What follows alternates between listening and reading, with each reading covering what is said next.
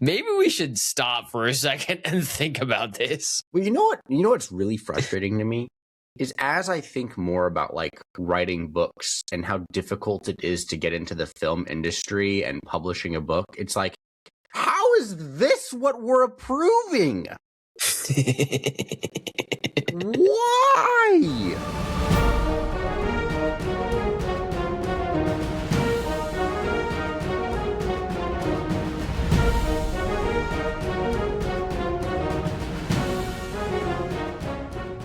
Hello, and welcome back to another episode of A Lost Plot, this podcast by storytellers for storytellers so that we can tell better stories ourselves. We're back after that last episode of Mandalorian and Grogu, and I have with us our host, Maverick Dixon. Maverick, why don't you give us... I'm retarded. I forgot to announce the film we're reviewing. I was so focused on Mandalorian and Grogu. This week, on this week's episode, we will be reviewing the fourth installment in the Indiana Jones franchise, Kingdom of the Crystal Skull. This is a 2008 action-adventure film, story by George Lucas and Jeff Nathanson, screenplay by David Koepp, and directed by Steven Spielberg.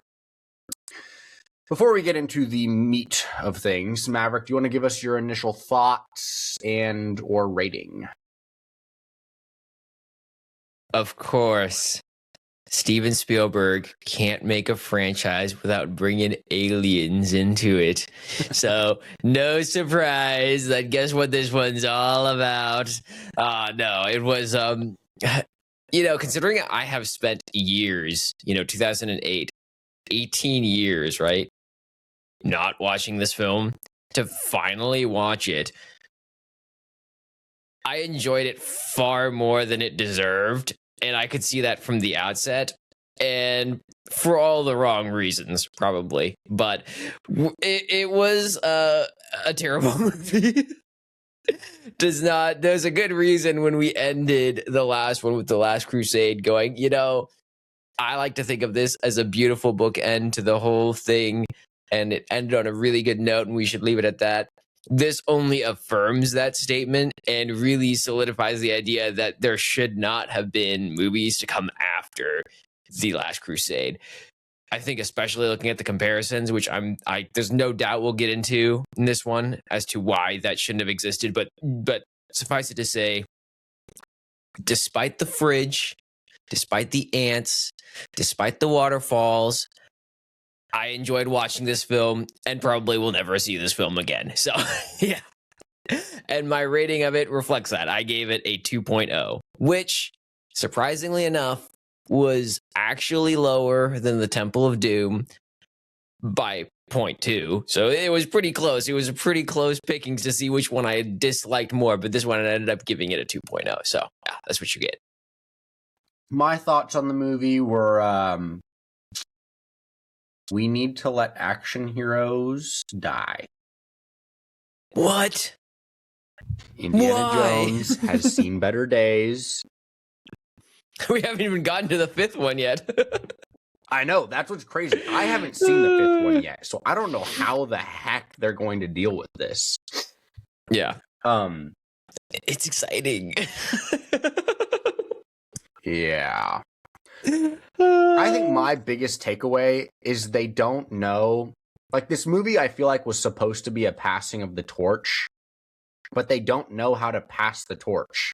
Like, Indiana Jones was still the action hero in this film the entire time. Yeah. And yes, I think there's some very good reasons why they didn't pass the torch and why this didn't work in passing the torch. And this goes into, if you're wanting to make good characters, or something very critical to that. So we'll get into it, but yes, keep going. My rating, by the way, was a 2.01. Bang, bang. There we go. So I did enjoy Shia LaBeouf in this movie. I remember seeing it like once when I was like 8, so it was a while ago. But I think the thing that makes me lose my mind is the very first scene where you see him with the comb, and he dips it in the guy's soda and then combs his hair. I'm like, who does that? That is so foul on so many levels. He needed some extra grease. He needed that corn syrup. Oh my gosh. Anyways, yep. So there you go. That said, do you want to give a brief summary? And then we'll get into the actual point-by-point analysis. Sure.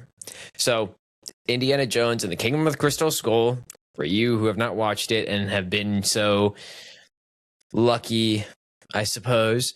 Or if you want a fun jaunt, go ahead, watch it. Don't expect something good, but it's got the action. If you want to just bypass the story and just watch it with the bottom of the barrel expectations, yeah, you might enjoy yourself. That's what I did, so it was great. But in regards to the actual plot itself, it's all about basically Indiana Jones. He starts off in Area 51, kidnapped by the Russians, and he's helping them to acquire a lost artifact. And they go to this area and they find this mummified, encapsulated version of what it looks like is an alien. And then it proceeds to, and they know where it is because they have magnetized elements in Earth going toward it. From there, he proceeds to be taken on this adventure where he realizes that he basically needs to find this artifact, right? This crystal skull that his old friend who was an archaeologist with him, known as, oh gosh, what is his name? Harold Oxley, right? Has gone missing. And he was a mentor to this guy named Mutt, and his mom has gone missing. So he's also encouraging him to go. There's a couple mild reasons why he should go off and try to find this thing. He goes off to find it, goes on this adventure into Aztec treasure-esque areas, proceeds to go down to the Amazon, interacting with the Russians from time to time as they capture him, and then he escapes, and then captures him again, and then he escapes, and back and forth. And his friend of his, Mac, is with him many of the times along the way. And as he goes, he starts to realize this is probably an alien artifact of 13 artifacts that they need to find to then release this not psychotic, but, psychologically induced power that they can gain by collecting all 13 of them together to then interact with the celestial bodies that are involved with these 13 artifacts. That's what the Russians are trying to do, and that's what Indiana Jones is trying to basically return to its rightful place and stop. In the middle of it, he realizes that the mother of Mutt is actually Marion Ravenwood, the first female protagonist who was helping Indiana Jones in the original film. In the middle of it, he also realizes that Mutt is actually his son.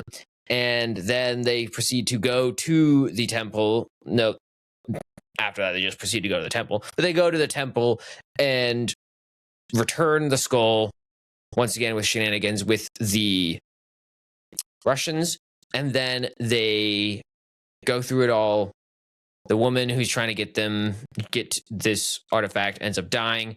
The alien spacecraft proceeds to launch out of the ziggurat that it was hiding underneath and goes off into space, and they go back home. End scene. End of story. He gets married to Marion Ravenwood. Happy ending. There you go. Yeah. So let's talk. Where did I put it? The beginning of my notes. Let's talk about the opener. Did it catch your attention? Did it set your expectations properly? Did it set up the story in an effective way? Was it compelling? It's a classic action opening scene for Indiana Jones. We've had this scene many times before in the previous ones. I think this is one of those things that, as at first I thought about it, I was like, oh, it's just as good as the Temple of Doom, right? But as I thought about it, I don't even think it meets that standard, because the Temple of Doom, at the very least, while the opening scene is kind of corny, it pushes the protagonist into the rest of the film, right? He can't help but be dragged along by everything that happens because of that opening scene, right? Yeah. Whether you love it or hate it. Leading into the raft, leading into India, etc., etc. In this one, they're going after this artifact that they end up finding in Area 51 that has some sort of magical powers related to it, right? There's clearly some element that the bullets and the gunpowder and the guns themselves are all being drawn toward this, right? The sword that the lady Irina Spalko, who's the antagonist in the film, is carrying, all of this is attracted to this non-human source. But this specific artifact actually never returns in the rest of the film. It doesn't have any bearing on the rest of the film. All it does is solidify for us this is an alien movie because they're in Area 51 and they open a casket that has this non-human source inside. But you never see it ever again. So the purpose of this scene is not entirely clear, except for that maybe the Russians were doing some research. Maybe, I don't know. So I think that there's a couple of problems with that in regards to just the purpose of this, other than just showing us an action scene, showing us Indiana Jones back in the action, and showing that the Russians are the bad guys, right? Also, beyond that, if you look at the dialogue in this film, the dialogue at the very beginning especially is forced. I think you can make the argument that the scenes later on, especially with Mac and other characters, are actually better and lead to more nuance than what you have here. But the scene, especially at the beginning, is more or less oh, we're here fighting the bad guys. Oh no, we're in a bad strait again. We're going to get out of it, Indiana Jones. And that's what you get, the back and forth between Mac and Indiana Jones from the start. And it just feels very forced. And when I saw that at the beginning, I went, oh no, this is not going to be good. Thankfully, the dialogue gets a little bit better, but this first opening scene is not promising. So I think the opening scene is a big L in regards to the entire franchise and leaves a lot to be wanting. Yeah. I'm trying to think about the artifact they find. It was my assumption that the artifact they find is this. No, that doesn't make sense, though, because the skeleton of the skull that they find is in the temple. Yeah, I guess it didn't have anything to do with it. Yeah, exactly. I just assumed they get a different skull, they get a different temple, they get a different body. Wait, they so go where to a did that completely body different come source. from? Roswell. I don't know. Because the indication is there was only 13 aliens. Yep. And they were all there, other than the skull. Yep.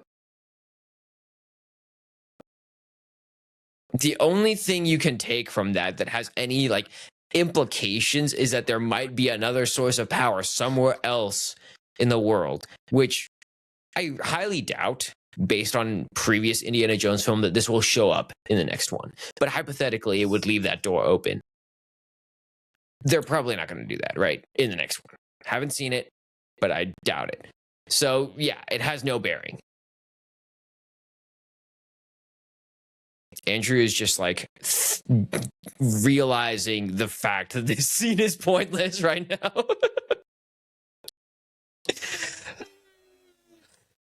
I need to Google this. I'm telling you, it's a dead end basically for the Russians. It's a dead end for the Russians. It's a dead end for Indiana Jones. It doesn't do anything for the entire film except for show us that Indiana Jones is back in the action. Great. Okay, cool.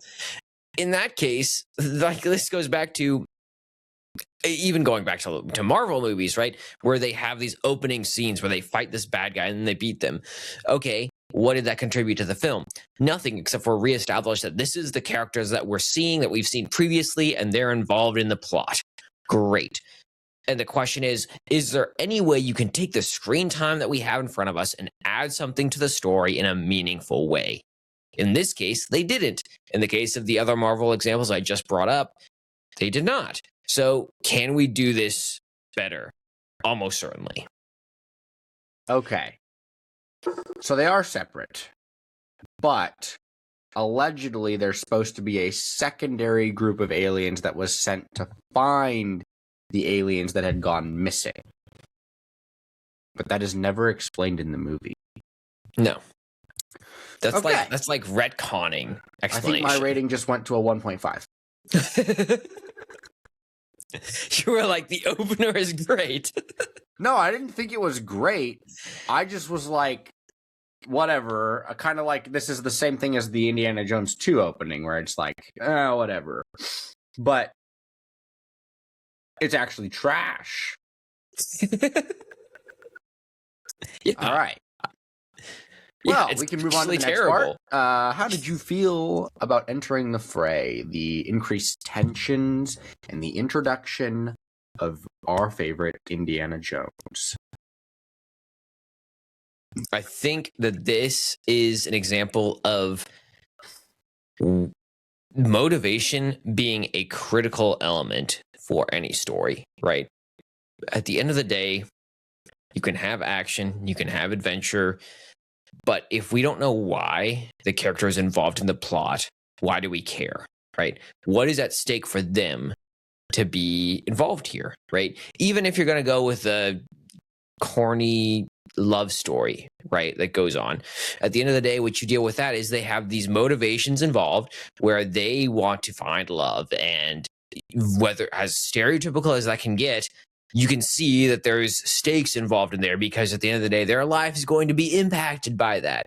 They're going to have, long lost love, either,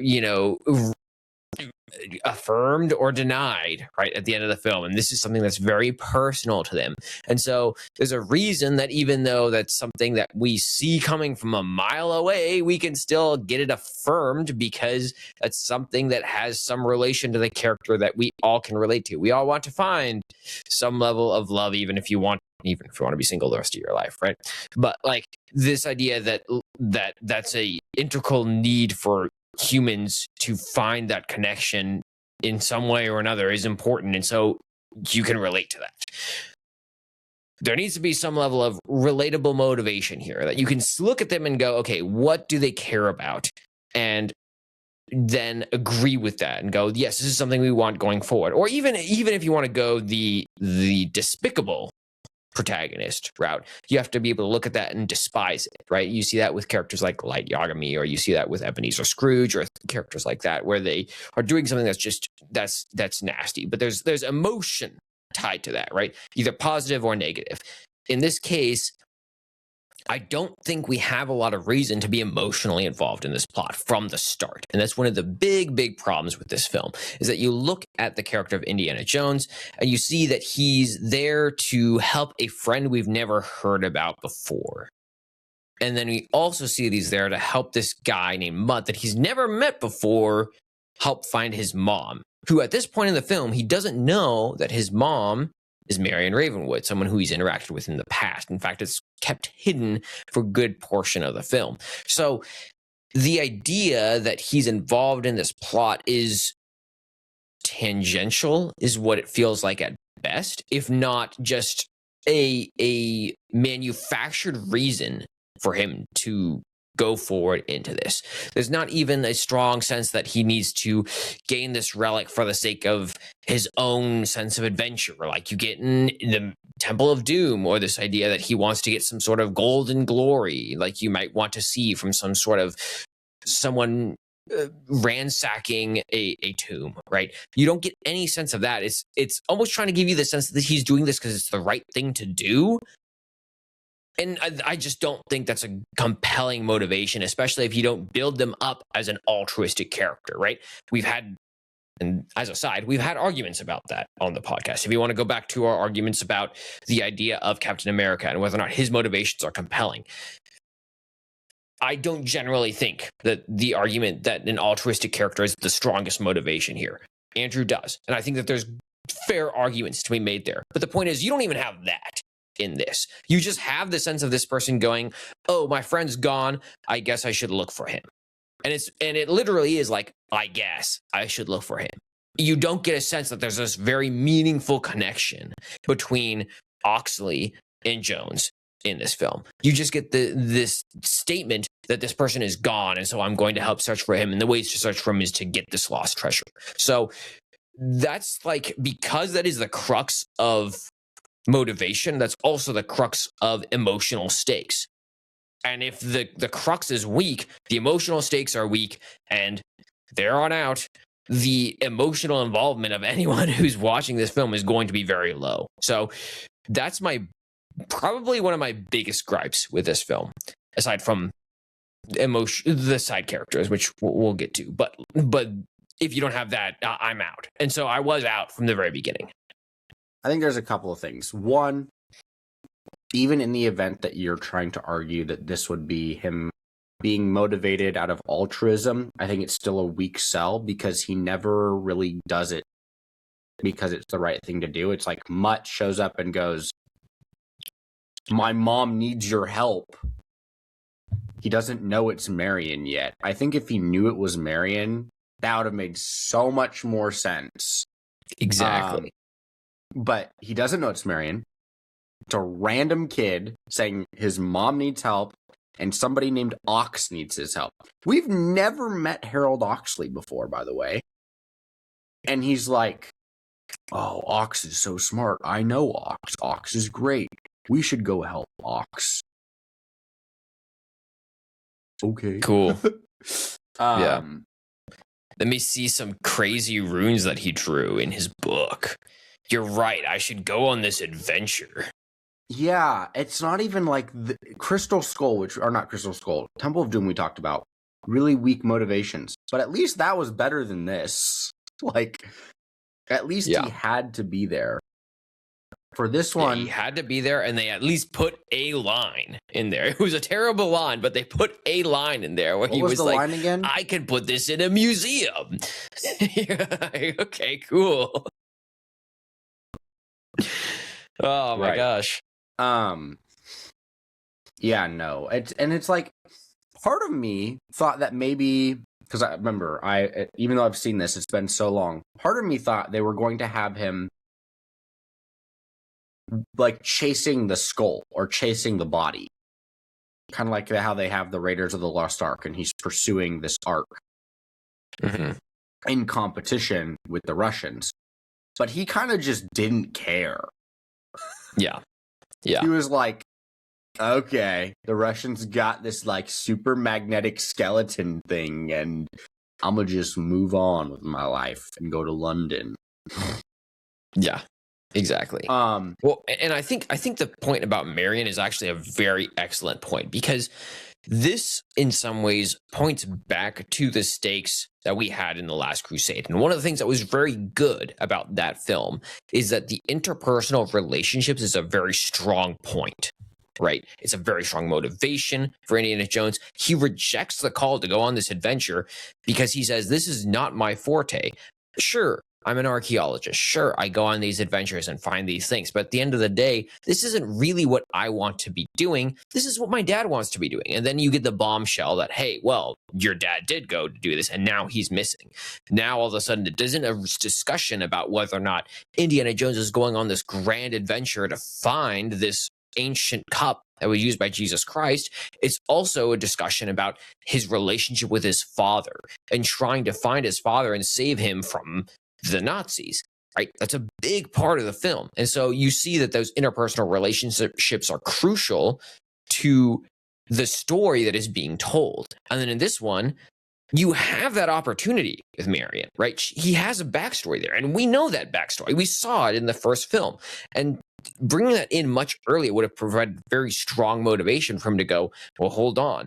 I actually care about this person. I don't want them to be dead. What's happened to Marion? I need to go see."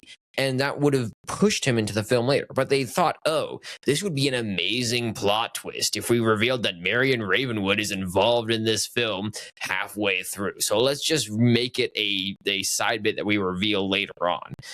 And we'll get to the revelation later. But the core of the motivation just isn't there. And so they could have used that opportunity earlier on to provide actual stakes, and they just didn't. Yeah, it also felt like the reveal that she was Marion and that Mutt was his son were just like thrown in there.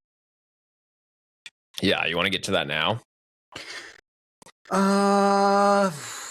Let's talk about the side characters first before we get into the reveal. So let's actually talk about Marion and Mutt, and then once we talk about at least their introductions, we can get to this reveal part.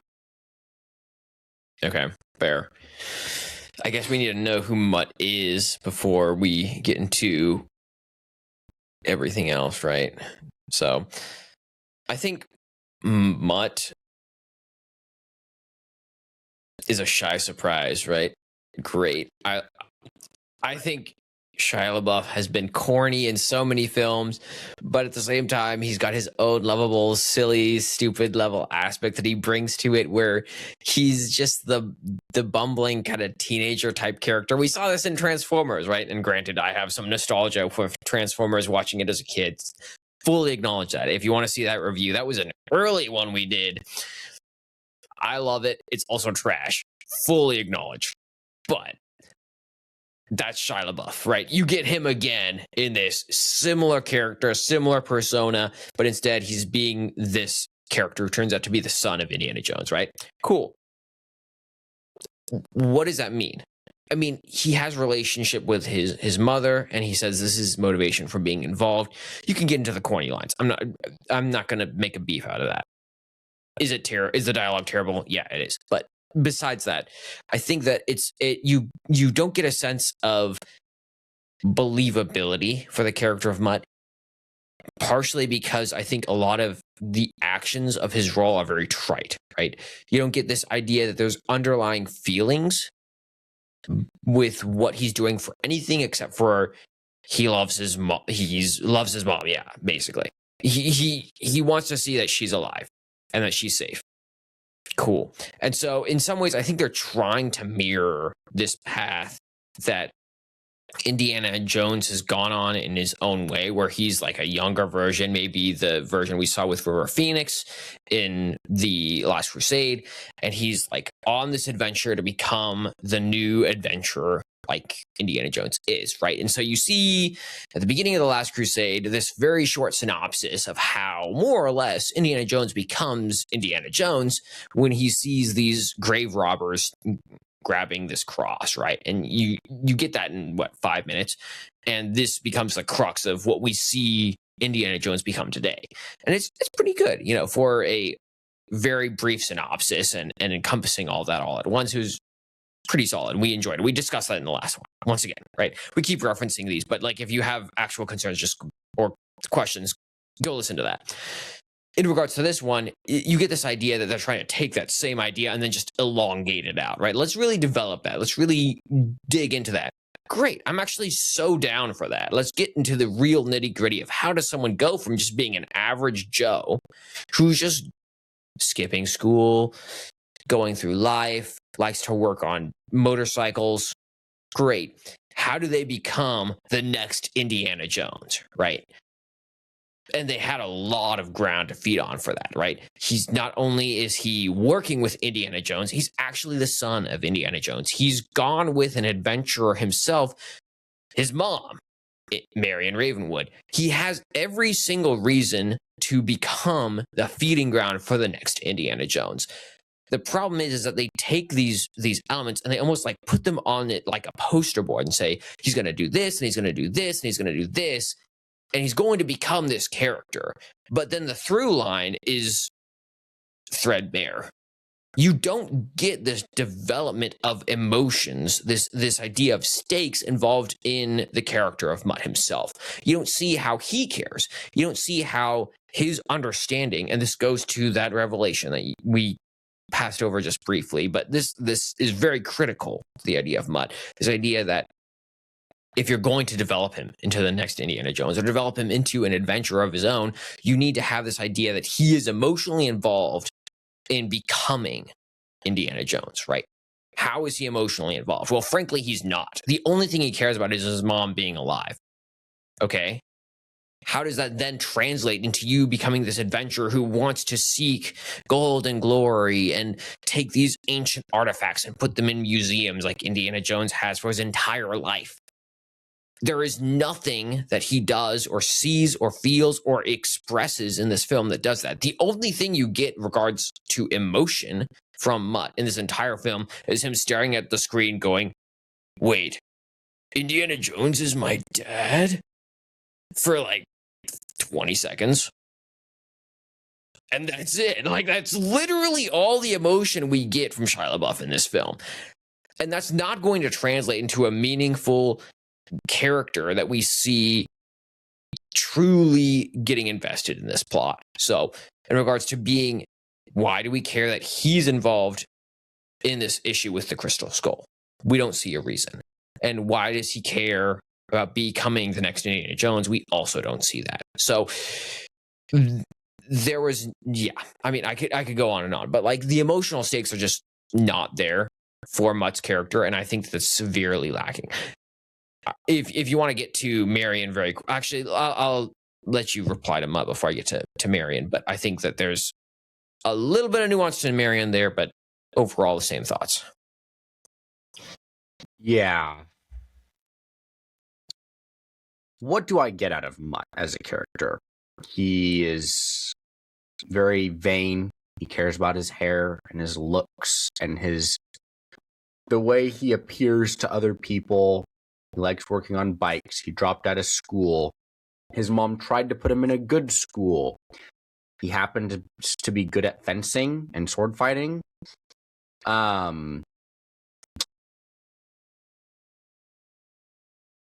But he's not an Indiana Jones type character at all. Like, he's like the farthest thing from it. I'm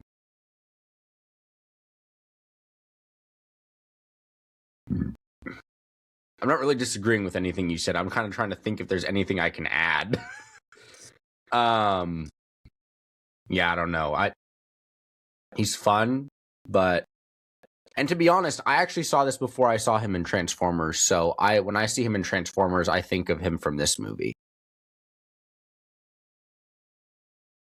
So that's sad. His Transformers reveal is so good. He loves to deal with Optimus Prime. Yeah, but, really the reason people watch those movies is for Megan Fox, not for Shia LaBeouf. Taking on the humans is a bad move. Unless you're Sean. I think Sean would probably prefer Optimus Prime to Megan Fox. Facts. Or even then again, Megatron. I probably would too. Even Starscream. Okay, we're getting off topic. Yeah, anyways. We can talk about Marion. I feel like Marion's motivation is also a little confusing. Like, why did she go after Ox to begin with? That's a good question. Like, that's what I kept asking myself. Is like, why is she here? What possessed this woman to go to the South American jungles in pursuit of an elderly archaeologist? Why?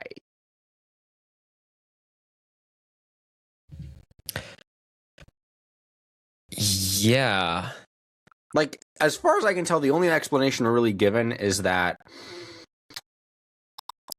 she knows Ox. Yeah, I just Googled it, and turns out that's exactly it. That's literally it. And I think, like, once again, it goes to, okay, could Ox be a motivating factor in this film? Sure, he could be, but we don't have any reason to know, like, why we care that we should be pursuing Ox as the audience. And then you need to build that up if you want us to care. And because they don't, especially because the first time you see Ox, he's a deranged guy. He's insane. He's not someone who's got his right faculties. And so the idea that everyone is going on this grand adventure to find the Crystal Skull and find, what was it, Akalara? What was the temple that they were going to? Basically, the Akatar. There it is. Yeah, like, why are we going all the way to the middle of the Amazon to find this ancient city of gold, right, for Oxley? I'm sure, does the Amazon sound interesting to me? Of course, but would I go there on a whim? Definitely not. It sounds pretty dangerous to me. I would definitely want to be careful and prepared. And the idea that these people are going to go on this on a whim to save their friend could have motivation there, but we need to have that built up. You know, right? honestly, why didn't she go to Indiana Jones? Great question.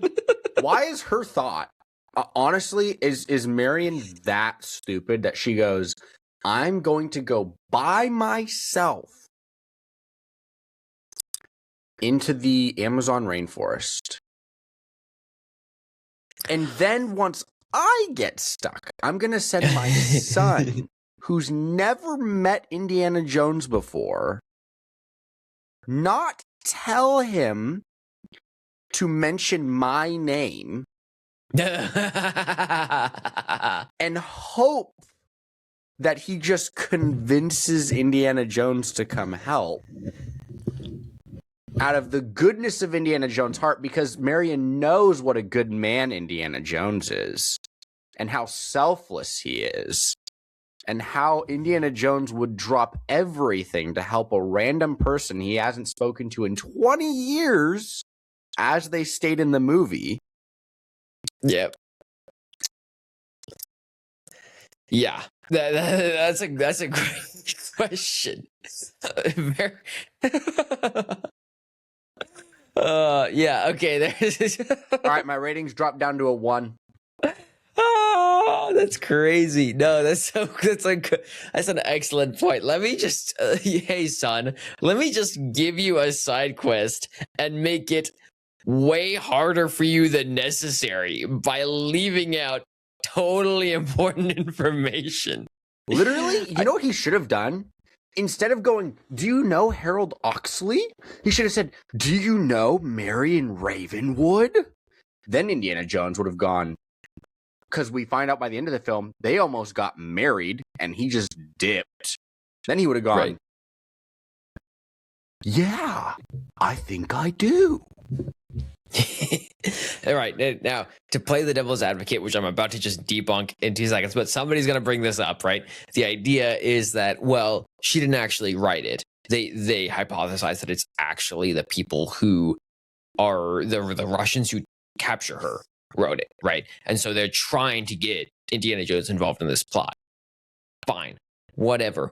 Even if that is the case, great. They still would probably capitalize on that and find some way to get Indiana Jones more involved in the plot than give this vague side quest type thing about how, oh, this person you may not know is involved in this thing and you should help. So I don't know. I think that, like, especially if you're the Russians, using all of your faculties trying to find this super powered weapon, you will do your research and figure out what is necessary to get Indiana Jones involved in this plot. I mean, and we even see this, like the dichotomy of how nuanced they go into trying to have two sides that are opposed to each other, both involved for their benefit in the last film, right? The Last Crusade. You see that with, oh gosh, what's the guy's name? I can't even think of it right now. The enemy.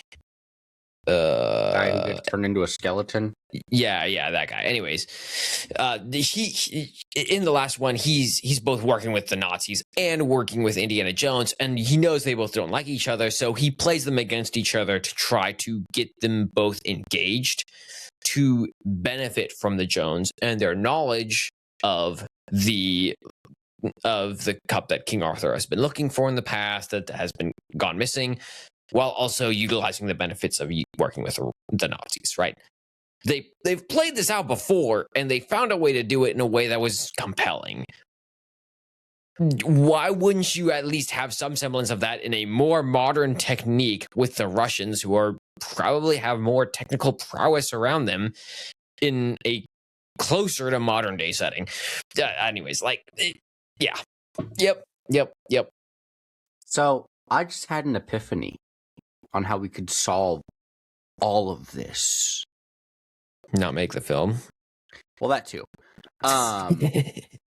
Mutt is presented as the arrogant, foolish, hot-headed individual who cares deeply about Ox as opposed to Marion. Marion is presented as not caring all that much, which means it would make so much more sense for Mutt to run off after Ox on his own and Marion to be the one to go to Indiana Jones afterwards and say, "Oh shoot, my son's gonna get himself killed." And then Indiana Jones goes, "Okay, I guess we'll go save your son because I care about you." Would that not be easier? Mm-hmm. I think the only reason you wouldn't do that, which they didn't even capitalize on, so might as well have done that, is if you're trying to make Shia LaBeouf the next Indiana Jones, right? It's if you want to fully develop his character, add the nuance, build him up to be the next great thing, you want that extra screen time with him, right? To build him into that character. The problem is they don't capitalize on that, so they might as well. And it would have been a lot better if they had. So yeah, 100%. And technically, they could have probably found a way to do that even with that scenario. So, and even as I say this out loud, I think about the fact that you could have built good motivation for having Mutt go after Oxley to save Oxley, because why? He is following this grand adventure of trying to pursue his father's path. Well, even if he didn't know that Indiana Jones was his father, he could have still just had a natural inclination to that and then just solidified that when he found out that Indiana Jones was his father. So yeah, there's multiple ways that this could have been solidified under that paradigm way better. Yes, 100%. Yeah, and I don't want to... Well, I do want to crap on this film. Never mind. Take that back. But there's... It's almost more frustrating to go through the film and realize that there are so many opportunities they had sitting in front of them in their face they could have used and they just didn't, right? That being said, I will say, in defense of Marion, not that she's like an amazing character in this film, I did in some ways appreciate they added some level of competence to her, which added some nuance to her across the films. It wasn't like she was just simply the damsel in distress that was a little bit spicy like we had in the first film. We had more of a sense in which she was actually able to fight the Russians in this film and contributed to it in a meaningful way, right? She was getting away from the Russians, driving the vehicle, fighting Irina Spalko, and all of that good stuff. So she was a competent female character, which you can have in films, and she was a good character in this film, and she led that in that way fairly well. But in regards to having emotional stakes of her own, once again, you're going back to Oxley, going back to Indiana Jones' investment, going back to Mutt's investment. Once they're all together, there's almost a question of why are they still going to this temple with the crystal skull? Do they really want to access the powers of the psychotic with the aliens? You don't get the sense they do. Everyone there is like, I'm good when they get there. So why did they go there to begin with? Except for the fact that that was part of the story and we needed to go there because this is an Indiana Jones film. So yeah, I think that you don't get motivations for her. You don't get motivations from Mutt that are very compelling. You don't get motivations from Indiana Jones that are very compelling. You don't get any motivations from Oxley other than I'm insane and I want to find the skull and I want to see where it goes. So yeah, I'm done on that. I'm gonna stop beating that dead horse. I'm also confused as to right. We got to ask ourselves the question of why now, when someone will say phrases like this is their life's work, like with the third movie with his dad, his life work was the Holy Grail. Yep. Why now? What was unique about now? Well, for him, he's just been studying texts and scripts forever, and he finally gets where he needs to go and realizes it. So it's not super good, but it's workable. Yeah, This I mean, one- like he had spent his entire life working on this one project. You get the Yes. sense that like Indiana Jones is a little bit more eclectic in regards to the things he has pursued versus like this is his one life work Mhm. for Henry Jones Sr. So yeah, 100%. You get even if it's not the strongest showing, you still have enough reason for you to go there and be like, totally understandable. We totally get why Henry Jones Sr. is involved here. Yeah. So, reason I bring this up. We don't really know how Oxley found this city in the first place. Also, by the way, remember the crazy natives that they were fighting off? Yeah. Wait, no, I think I might have answered my own question. Because the skull was in the conquistador's grave, right? Crypt. Yeah. How did he find that? It's and I guess it's you do need, as I think more about it, there's a sense in which I don't know that we're helping the film. Obviously we're not, because we are trashing the film. But in regards to Oxley, you do need to have a discussion on him, even though he's insane. Because there's this weird kind of previous tangent he goes on, right? Where he has already basically gone through the adventure we're going on right now, right? Where he has gone to the crypt. He has found the skull.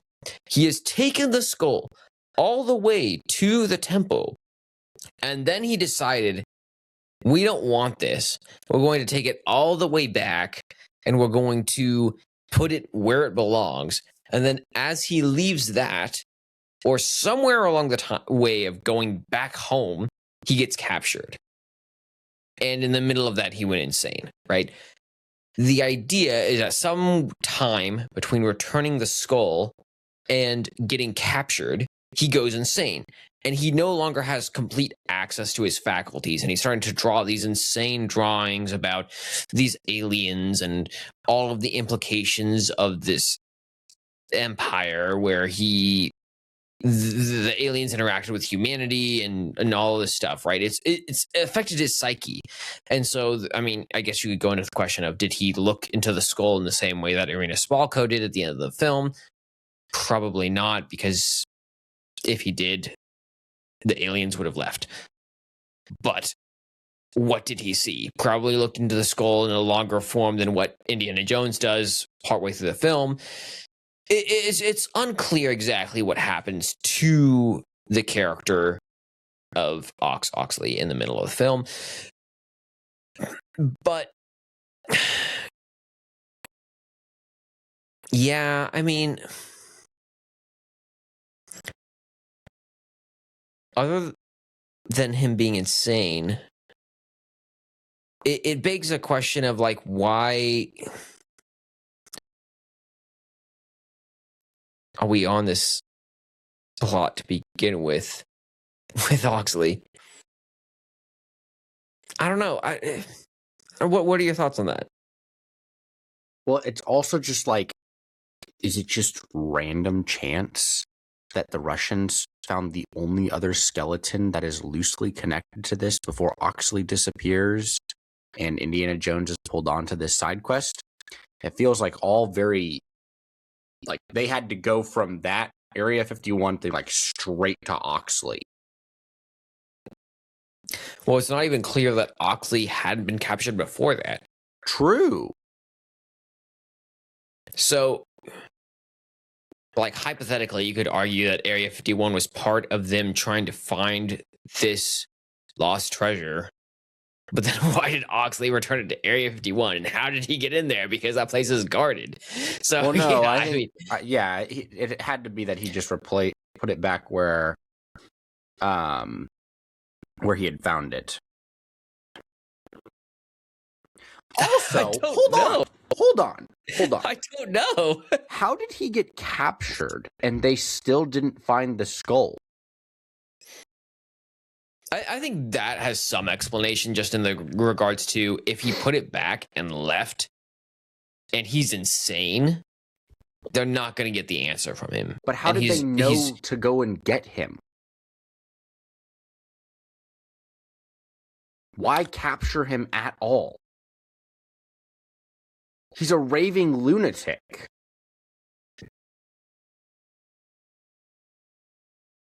If they had some previous notes or ideas of where he was going before they captured him, before he went insane, maybe. But yeah, I mean, I think the question of how does Oxley spawn into this picture in a reasonable, meaningful way is a great question.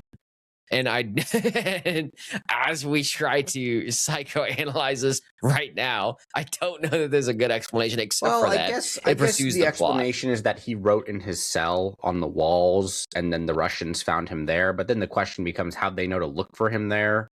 I don't know. Well, it's also, they didn't know how to decipher the runes there. They needed Jones for that. Yeah, so how did they know it had any correlation to the skull? Exactly.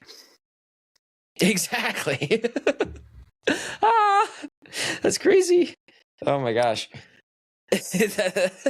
I didn't think Oxley was this much of a plot hole until now, but yes, I agree. That's insane. Like there's not really a great explanation for him being here. Plot holes, and then we came together and collectively realized there was way more plot holes than we thought originally, and our scores are just going to collectively drop more than a 2. They're collapsing in front of your eyes.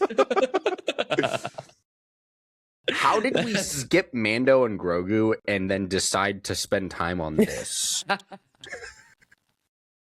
Just to hear and lose our minds. Yeah, I don't know. I originally had him as like, just the quirky, fun side character who doesn't make a lot of sense, but he adds some interesting dynamics to the film. But as it progresses, I'm like, I don't even know that he justifies his existence here because he's adding more problems and solutions. Yeah, exactly. I don't. Except for the ant scene. The ant scene he adds to. I'll stand by that. Wait, why do you like the ant scene so much? It's just so random. Well, I feel like they just decided they needed one of those like classic body horror Indiana Jones scenes. They have one in every movie. Mm-hmm. First movie, it's the faces melting and the Germans dying. Second movie, it's the bodies getting their hearts torn out. Third movie, it's the one European guy turning into a skeleton and rapidly aging. Fourth movie, it's the ant scene. I have no idea what it's going to be in the fifth one. Well, at the very least, they have like horror in regards to creatures in at least 2 of the 3, right? They have snakes and they have rats and then they have ants. No. In the second one, they also have creatures in that room where him and Short Round are stuck, and she has to like put her hand, and there's like all the bugs that are walking on. Oh yeah. Oh gosh, yeah. Also, I am curious. How do the ants just collectively decide to consume a human being? So supposedly they are like carnivorous ants, like they're an actual thing. But the way that they consume them, I think, is questionable to say the least. But that's part of them just like leaning into this aspect of them. That was my general understanding. I think that how it plays out is very much creative license. But yeah, that was what you got. The first video I found is a person who went to an anthill where the ants that the movie portrays and they're based off of, and he lays on it.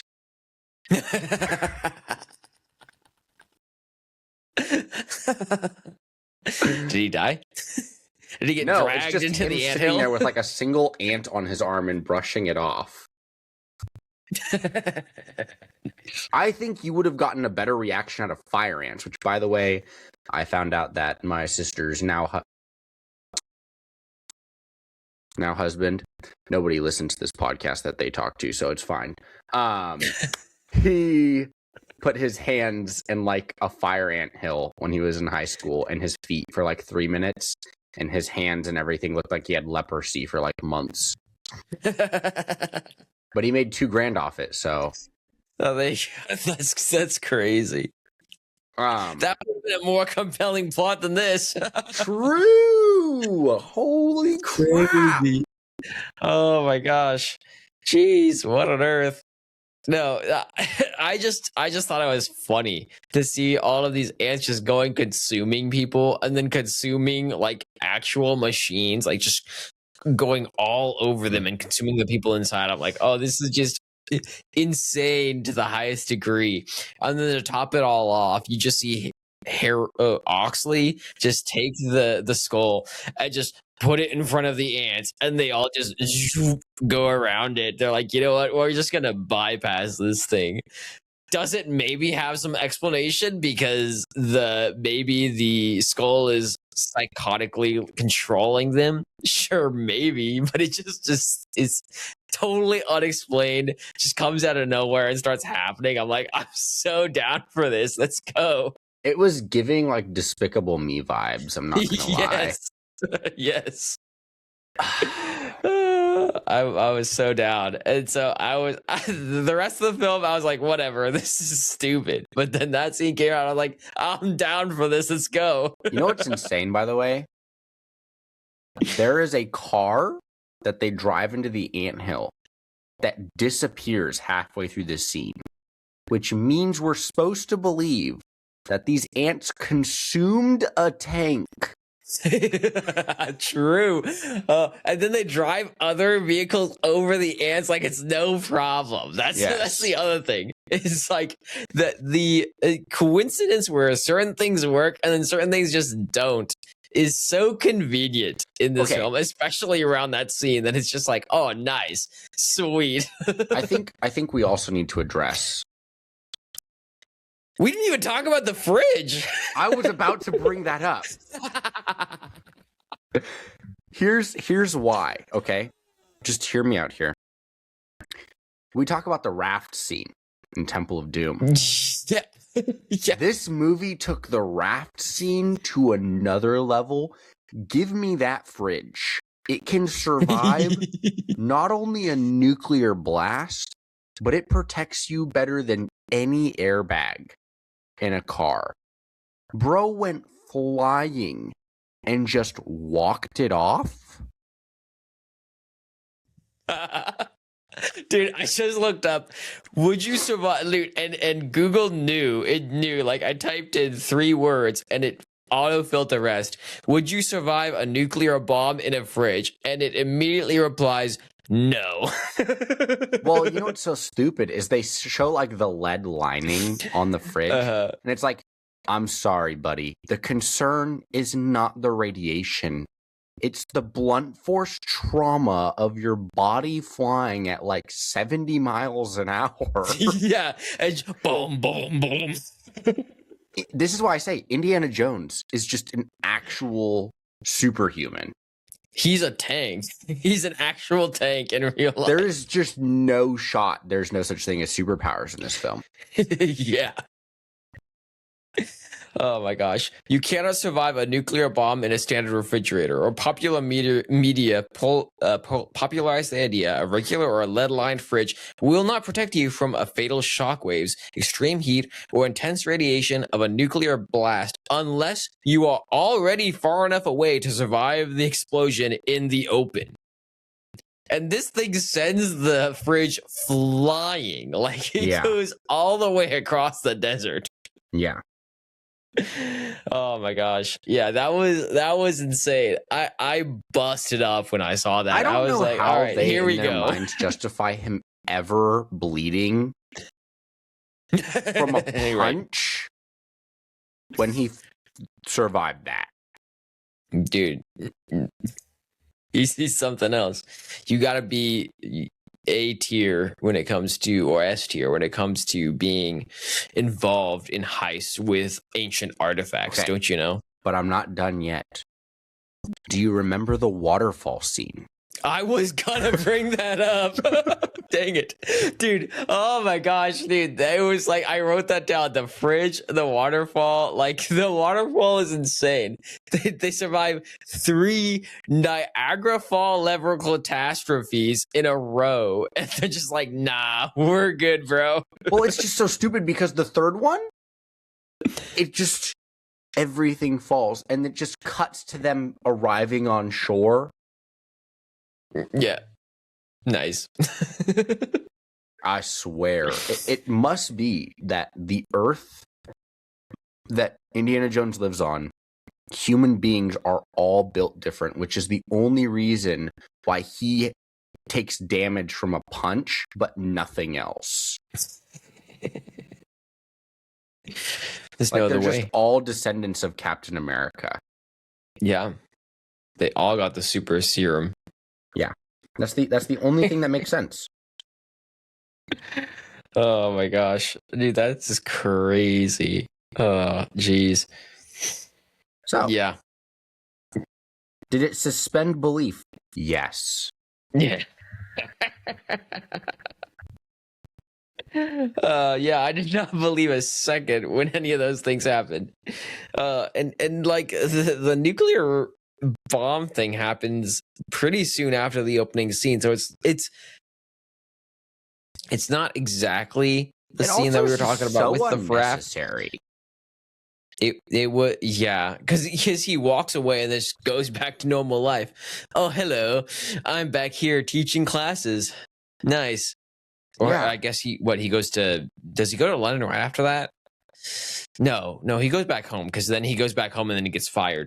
So yeah like it's also just like, what was the point of him being fired? Because immediately after he gets on the train, Mutt finds him. You could have just had Mutt find him while he's working as a teacher, ignore the whole side plot of the freaking government showing up and interrogating him, and then him getting fired, and all of that. Yeah. It's like just cut all of that out, have him go straight from the whole interaction at Area 51, going back home, and then Mutt just finding him in a classroom. Yeah, once again, and that was one of the things that was interesting is they were trying to build some emotional stakes there. They were trying to say, oh my goodness, he's losing his job. His friend goes to bat for him and then he loses his job too, right? He resigned to make this happen. Okay, that sucks. But at the end of the day, I looked at that, I'm like, okay, well, you're an idiot because clearly Indiana Jones doesn't care too much about this. Why does he not care about his job? Because he leaves immediately after. So it's not like he's going to bat for his own job as this professor. So he's off on this adventure. He doesn't care. Why does this person care so much that he's putting his own livelihood on the line for this? So, yeah, I mean, like, once again, if you want that to matter to us, tell us why. Show us the emotional stakes. Show us why people are motivated to care in this moment for this situation. And they don't. Yeah. And we're jumping a little bit back and forth between, that scene early on, the scenes later on. But like the point is, like, through this whole thing, you don't see emotional stakes involved there, whether it's him losing his job, whether it's him being involved with Oxley, whether it's him seeing Marion Ravenwood and going, oh my goodness, this is this woman that I was emotionally involved with previously in my life. He doesn't seem to really care. And frankly, neither does Mutt. He goes, oh no, it's my dad. Okay, let's just keep going. And then they keep going. It doesn't mean anything. Oh, no. Don't call me dad. Don't call me son. It's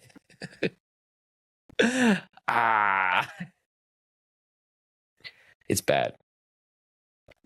Yeah, cool. They basically just turned the whole father-son thing into a joke, which I think should have, especially off of the tales of the third movie, in which he's like reminiscing how he wished he had a better relationship with his dad.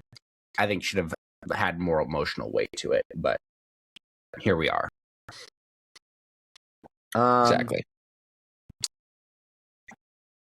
I mean, honestly, I think we've covered so much. The transformation, raising the stakes, the characters, side characters. What? No, just like they're all bad. Yeah. It's all terrible. Yeah, I'm thinking I'm gonna give you this. Hold on, I cannot rank it the lowest I've ranked a movie before because there are movies but do you think that?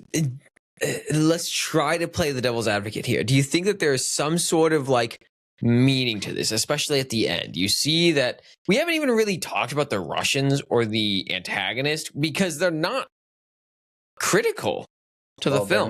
They're not. They're literally just villains. Yeah. With the classic mustache where they're twirling their mustachio, Even his friend Mac is like, yeah, Mac just retarded. Yeah, I mean I double crossed them. Oh no, I didn't double cross them. I triple crossed you, aka I was always a friend of the Russians. Okay. Yeah. Like it's not clear what they contribute other than an additional obstacle, right?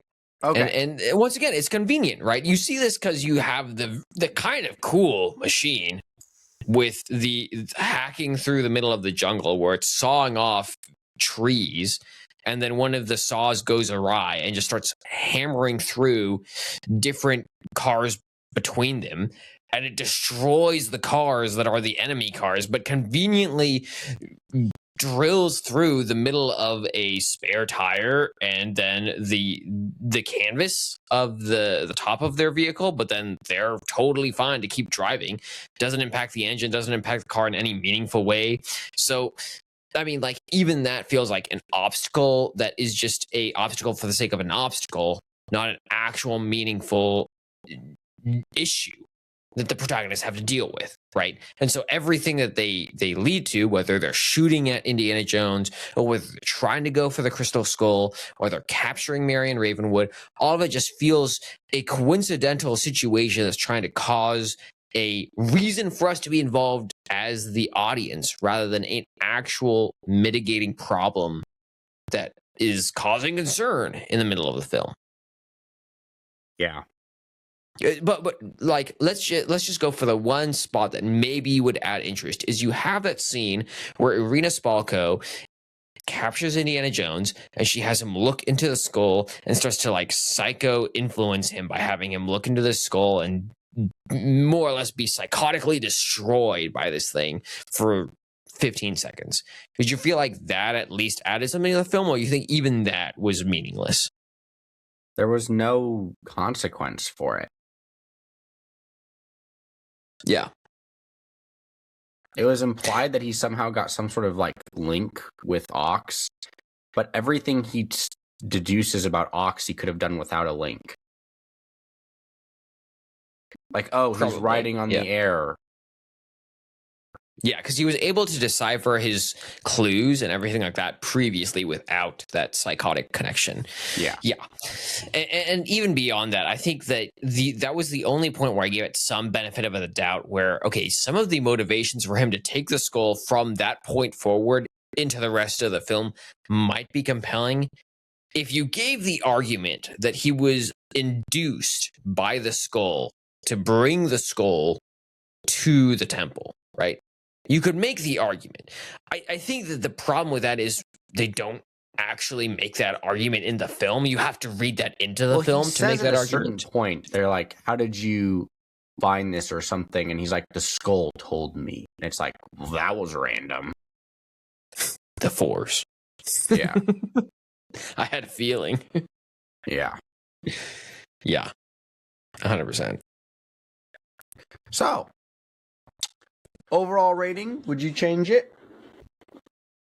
Probably after this, yeah. I'd probably drop it to a solid 1. Yeah, a 1 seems good. I think gosh, what did I give Folie à Deux? I feel like that is the bottom of the barrel for me. I gave Folie à Deux a 1.45. I gave Mufasa a 0.8. Mufasa will forever was bad. Mufasa will forever be my worst movie. If I watch a movie worse than Mufasa, it will be my 13th reason. Like the fact that I could somehow get lower than that is insane. But, it is Disney, so I wouldn't put it past them. They'll find a way. Yeah. Yeah, it's abhorrent how bad this film is. It is just the plot holes are insane. Like, they're actually insane. And I thought that the Temple of Doom was insane, but this is just something else. And this is the thing that like blows my mind, is that there's not one person that is just sitting there going, "Oh, this is good. We're going to go with this." They have people who look at the storyline here, the screenplay, and they go, "You know what? Us collectively think this is a good idea."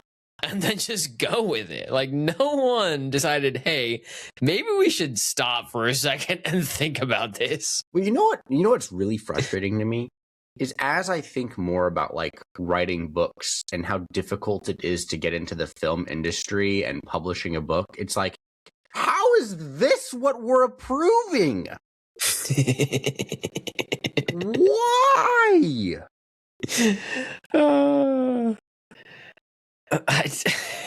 I don't know.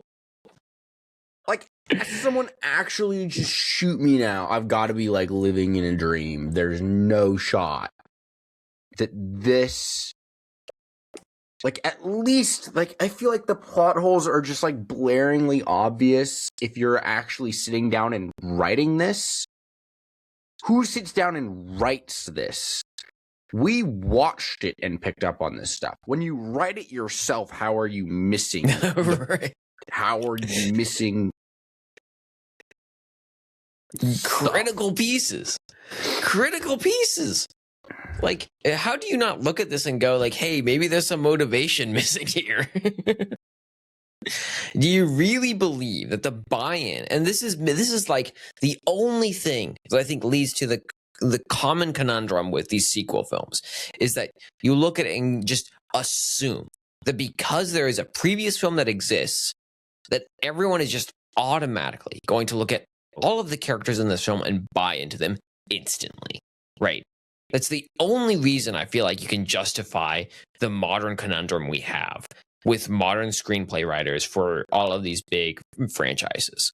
Well, I feel like... And it doesn't work. And we're seeing that now. Like, it doesn't work for all of these things. We're not seeing it with Mandalorian and Grogu. We're not seeing it with Indiana Jones. We're not seeing it with any of the other Star Wars films. We're not seeing it with the Marvel films. Like, people aren't looking at this and buying this in any real sense, because anyone can smell the BS from a mile away and call it out. And they're just not having it anymore. The thing that's crazy to me is you could make this film probably at least a 4 by just fixing the plot holes.